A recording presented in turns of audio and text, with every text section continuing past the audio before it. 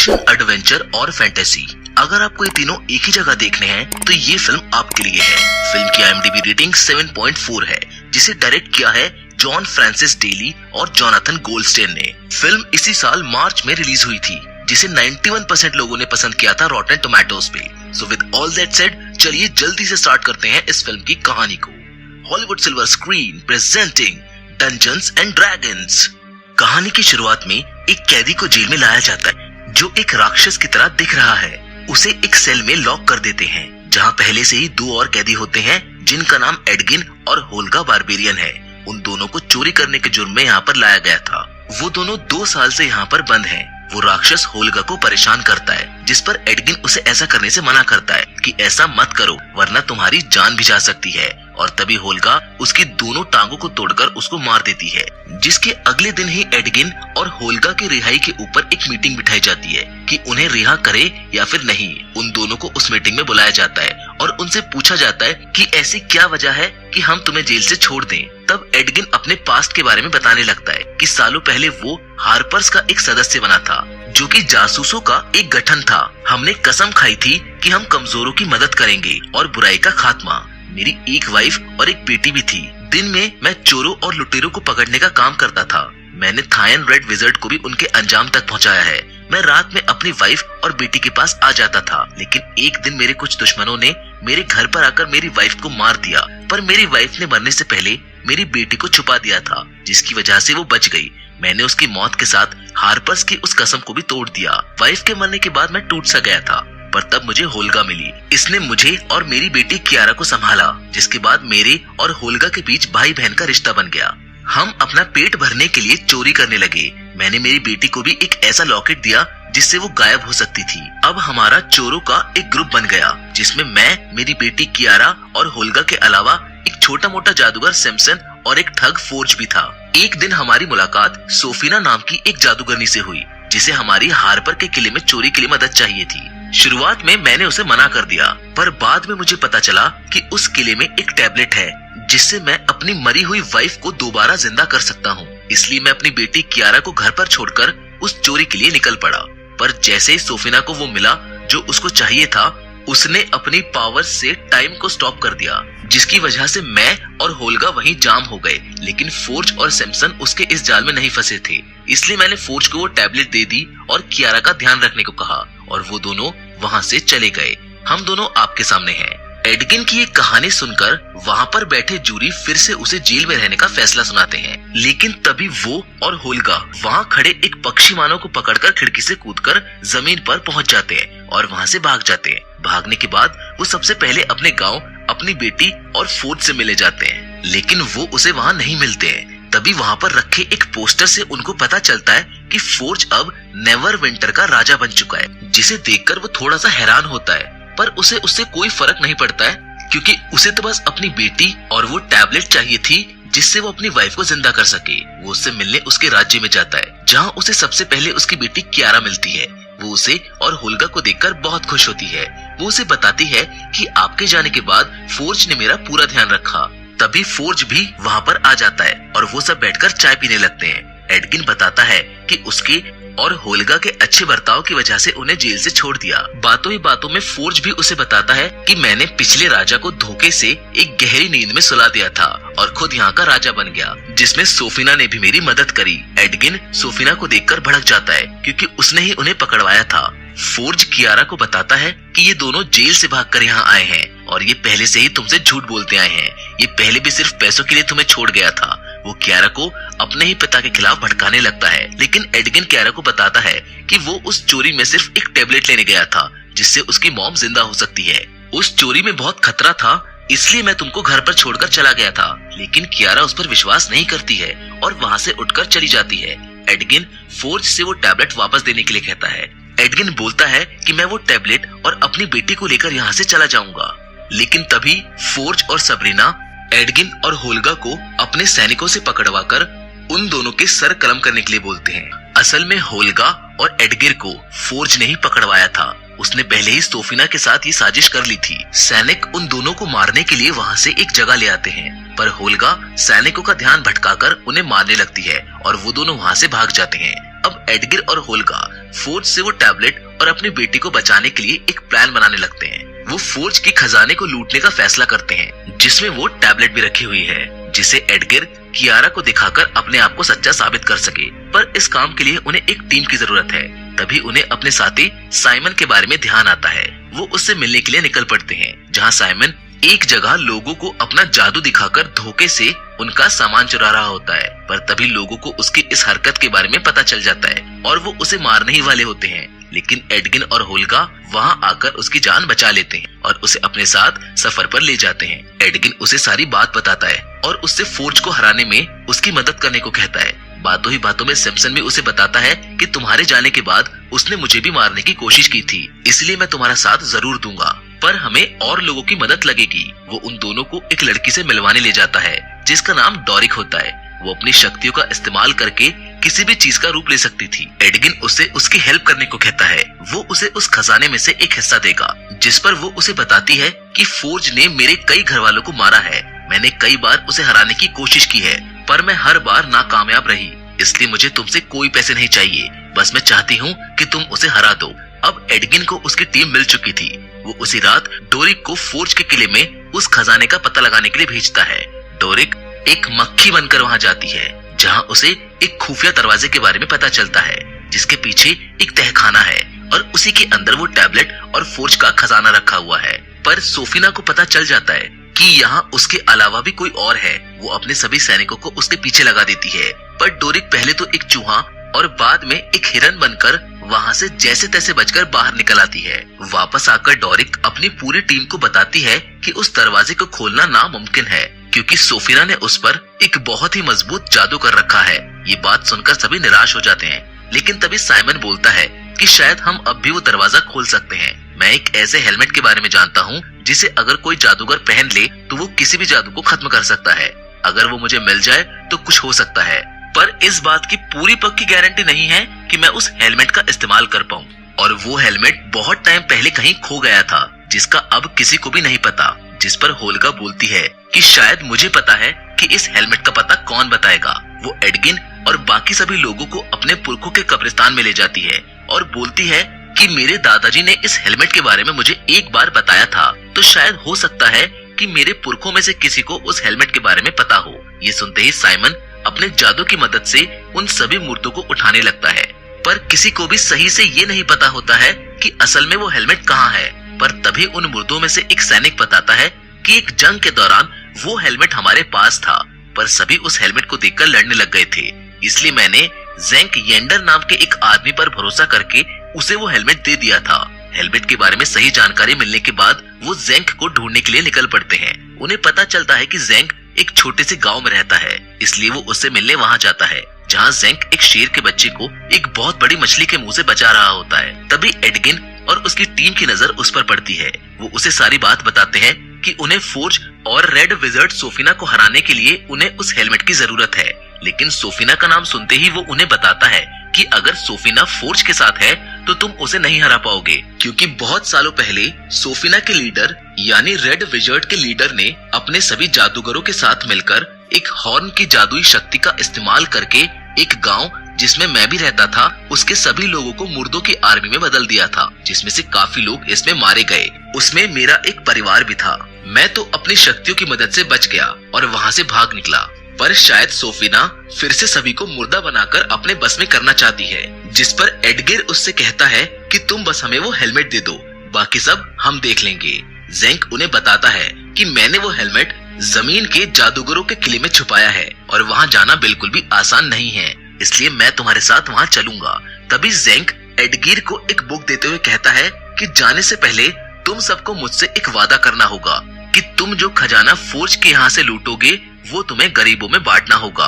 Edgar बिना सोचे समझे उसको ये वादा कर देता है, जिसके बाद वो सभी एक जादुई गुफा में से होते हुए उस जगह तक पहुँचते हैं।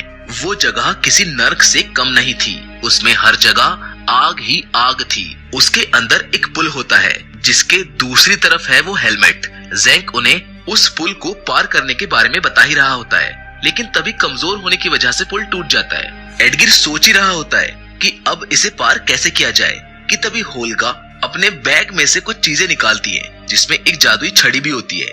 जिसकी मदद से साइमन एक पोर्टल खोलकर सबको उस पुल के दूसरी तरफ ले जाता है, जहां उन्हें वो हेलमेट मिलता है। ज़ेंक उस हेलमेट को एडगर के हाथ में सौंप देता है और कहता है कि मुझे उम्मीद है कि तुम इसका सही इस्तेमाल करोगे। पर तभी वहाँ उस जगह के जादूगर आ जाते हैं। ज़ेंक उनसे कहता है कि मैं अपनी अमानत लेने यहाँ पर आया हूँ, जिस पर वो जादूगर बोलते हैं कि अब ये हेलमेट हमारी विरासत है। तभी जादूगरों और ज़ेंक में लड़ाई हो जाती है, लेकिन ज़ेंक अकेले ही उन सभी जादूगरों को मार देता है। असल में ज़ेंक एक इमॉर्टल थियन होता है, लेकिन वो जादूगर मरते नहीं हैं। वो फिर से जिंदा हो जाते हैं और दोबारा हमला करने लगते हैं। पर तभी गलती से ज़ेंक और जादूगरों की लड़ाई से वहाँ मौजूद एक ड्रैगन जाग जाता है, जो सबको मारने लगता है।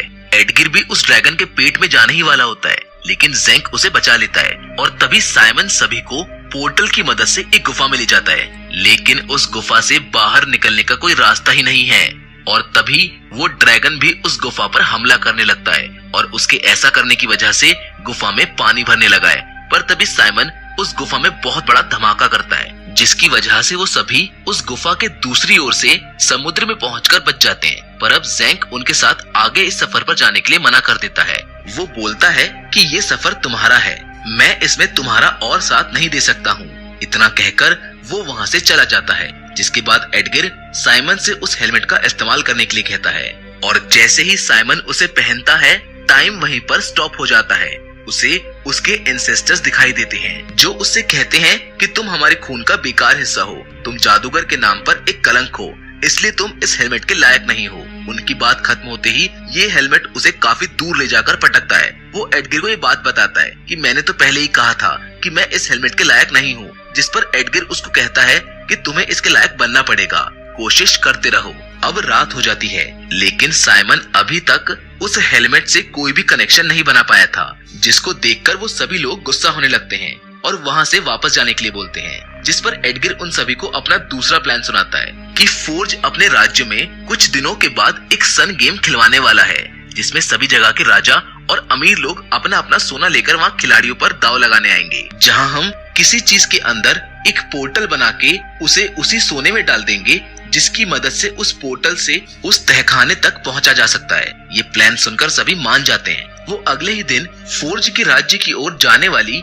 एक सोने से भरी गाड़ी के अंदर घुसकर उसमें रखी एक पेंटिंग के अंदर वो पोर्टल बना देते हैं, जिसके बाद वो सभी फोर्ज के राज्य में जाकर उस पेंटिंग वाले पोर्टल को खोलने की कोशिश करते हैं। लेकिन उनकी किस्मत इतनी खराब होती है कि पोर्टल खुलता ही नहीं है, क्योंकि किसी ने उस पेंटिंग को गेम अरीना के नीचे रख दिया होता है और अब उनके पास सिर्फ एक ही रास्ता बचता है। इसीलिए वो सब साइमन के हेलमेट की मदद से उस खजाने वाले तहखाने के अंदर जाने की सोचते हैं, पर साइमन इस चीज के लिए मना कर देता है कि मुझसे ये नहीं होगा, जिस पर एडगर उससे कहता है कि आज तुम्हें ये करना ही होगा, हम सबकी जिंदगी अब तुम्हारे हाथ में है। ये कहकर एडमिन और बाकी सब सैनिकों का ध्यान भटकाकर फोर्ज के किले में घुस जाते हैं। वो होल्गा को साइमन के साथ उस खजाने तक जाने को कहता है और खुद अपनी बेटी कियारा को लेने के लिए चला जाता है। अब साइमन और होल्गा तहखाने के पास पहुंच जाते हैं। साइमन उस हेलमेट को एक बार फिर से पहनता है, लेकिन उसे फिर से उसके एंसेस्टर्स दिखाई देते हैं, जो उसे उस हेलमेट को उतारने के लिए कहते हैं, जिस पर वो उनसे कहता है कि मैंने अगर इसका इस्तेमाल नहीं किया तो मेरे सारे चाहने वाले मारे जाएंगे। पर ये सब सुनने के बाद भी उसके एंसेस्टर्स उसको मारने ही वाले होते हैं। लेकिन इस बार साइमन उनको हरा देता है और उसे अपने एंसेस्टर्स में अपना चेहरा दिखाई देता है। तभी वो उस हेलमेट की शक्तियों का इस्तेमाल करता है और वहाँ खड़े सैनिकों को बहुत तेज हवा के दबाव से उड़ा देता है। अब उस तहखाने का दरवाजा भी खुल चुका है, लेकिन उसके अंदर कोई खजाना नहीं होता है। सोफिना उन सबको पकड़ लेती है। वो इतनी चालाक है कि वो पहले से ही इन सब पर नजर रख रही थी। उसने एडगर को भी उसकी बेटी कियारा का रूप लेकर पकड़ लिया था। तभी वहाँ पर फोर्ज आता है, जो एडगर पर हंसने लगता है और बोलता है कि तुमने सोच भी कैसे लिया कि तुम मुझसे बचकर यहाँ से निकल जाओगे। जिस पर एडगर उससे कहता है कि अगर तुम मुझे मारने ही वाले हो तो मेरी आखिरी इच्छा पूरी कर दो, मुझे और मेरे सभी साथियों को सन गेम में भाग लेने दो, वैसे भी हम सब मारे ही जाने वाले हैं। सोफिना उसकी इस आखिरी ख्वाहिश को पूरा कर देती है। वहीं दूसरी ओर डोरिक को कुछ सैनिक सारा सोना एक बोट पर रखते हुए दिखाई देते हैं, पर तभी पीछे से कोई उसके सर पर वार करके उसको बेहोश कर देता है, जिसके बाद एडगर और उसकी पूरी टीम को सन गेम्स में लाया जाता है। और उनके हाथ में जादू को रोकने वाली हथकड़ी पहनाई जाती है। उनके अलावा भी यहाँ पर काफी लोग होते हैं, जहाँ एक बहुत बड़ी मेज पजल होती है। उन सभी लोगों को उस मेज से जितना जल्दी हो सके बाहर निकलना होगा, क्योंकि उस मेज में उन सभी के साथ एक खूंखार जानवर भी है। घंटी बजते ही एडगिर और उसकी टीम मेज में भागने लगती है। मेज के अंदर वो जानवर सभी लोगों को बेरहमी से मारने लगता है। वो एडगिर पर भी अटैक कर देता है, लेकिन होल्गा उसे बचा लेती है। तभी डोरिक को एक पोर्टल दिखाई देता है। वो अपने सभी साथियों को उस पोर्टल में कूदने को कहती है, लेकिन उस पोर्टल में पहले से ही एक आदमी का कंकाल पड़ा था, जिसे देखकर वो सभी उसमें कूदने से डरते हैं। पर वो जानवर उन्हें मारने के लिए धीरे धीरे अब उनके करीब आ रहा था, इसलिए ना चाहते हुए भी उन्हें उस पोर्टल में कूदना पड़ता है। पोर्टल में कूदते ही वो मेज के ब्लॉक्स के साथ नीचे जाने लगते हैं, जहाँ डोरिक एक सांप का रूप लेकर उसमें से बाहर निकलकर उन सभी को बाहर निकाल लेती है। डोरिक उन्हें उस बोट के बारे में भी बता देती है, जिसमें फोर्ज सारा खजाना भरकर वहाँ से भागने की तैयारी में है। लेकिन इस बार एडगिर अपनी टीम के साथ उस बोट पर कब्जा कर लेता है, जहाँ पर उसे टैबलेट ऑफ री अवेकनिंग भी मिल जाती है। तभी फोर्ज कियारा को लेकर वहाँ पर आ जाता है। वो एडगिर को देखकर हैरान हो जाता है कि ये अभी तक जिंदा कैसे है। एडगिर टैबलेट ऑफ री अवेकनिंग को दिखाते हुए फोर्ज से कहता है कि इसके बारे में अब तुम कियारा को क्या बताओगे। जहाँ एडगिर कियारा को बोलता है कि बेटी, मैं तुम्हारी मॉम को बचाने के लिए तुम्हें घर छोड़कर गया था। मैं उस चोरी पर सिर्फ इस टैबलेट के लिए गया था, क्योंकि इससे हम तुम्हारी मॉम को वापस जिंदा कर सकते हैं। पर तभी फोर्ज ने मुझे और होल्गा को पकड़वा दिया। कियारा समझ जाती है कि फोर्ज ने अब तक उससे उसके डैड के बारे में जो कुछ भी कहा वो सब झूठ था।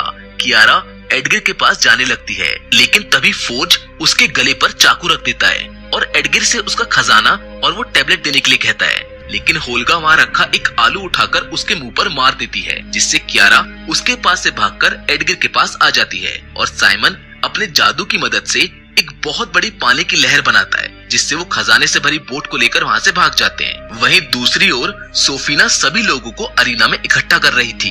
असल में सोफिना का पहले से ही एक शैतानी इरादा था। वो सभी लोगों को अपने लीडर की तरह मुर्दों की सेना में बदलना चाहती थी, ताकि पूरी दुनिया पर राज कर सके। उसने कहानी की शुरुआत में भी एडगिर की हेल्प एक शैतानी रेड हॉर्न को चुराने के लिए की थी, और ये वही रेड हॉर्न था जिसकी मदद से रेड विजर्ड के लीडर ने कई सालों पहले लोगों को मारकर मुर्दों की सेना में बदल दिया था, जिसमें ज़ेंक का परिवार भी मारा गया था। वो फौज के साथ सिर्फ अपने इसी इरादे की वजह से थी, और अब सोफिना जैसा चाहती थी वैसे ही सारे लोग अरीना में इकट्ठा हो गए थे।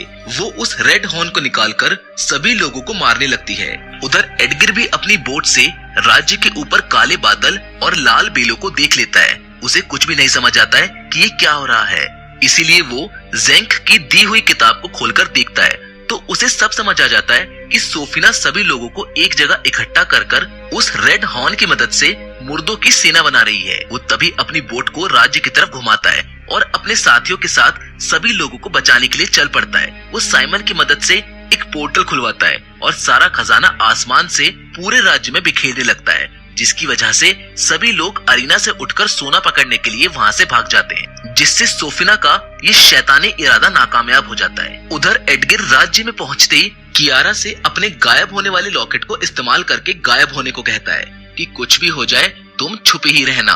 सोफिना देख लेती है कि ये सब एडगिर और उसके साथी कर रहे हैं। वो तभी उन सब पर आग के गोलों से हमला कर देती है, लेकिन डोरिक अपनी जान बचाने के लिए एक भालू बनकर उस पर वार कर देती है, पर सोफिना टेलीपोर्ट होकर उसके वार से बच जाती है और अपनी शक्तियों से ड्रैगन के एक स्टैच्यू को जिंदा कर देती है, जिसके बाद वो ड्रैगन एडगिर और होल्गा पर भारी पड़ने लगता है। तभी डोरिक दोबारा भालू का रूप लेकर उस ड्रैगन से लड़ने लगती है। साइमन भी अपनी शक्तियों का इस्तेमाल कर सोफिना को भारी टक्कर देता है, पर सोफिना उसको हरा देती है। वो साइमन को मारने के लिए आगे बढ़ती है, पर एडगिर उस पर पीछे से वार कर देता है, जिसकी वजह से वो थोड़ी सी डिसबैलेंस हो जाती है, और इसी चीज का फायदा उठाते हुए एडगिर की पूरी टीम सोफिना पर एक साथ हमला कर देते हैं। पर असल में सोफिना बहुत बड़ी जादूगरनी है। वो अकेले ही उन सब पर भारी पड़ने लगती है और वो पहले की ही तरह टाइम को स्टॉप कर देती है। एडगिर की पूरी टीम वहीं पर जाम हो जाती है। सोफिना जैसे ही एडगिर को मारने के लिए आगे बढ़ती है,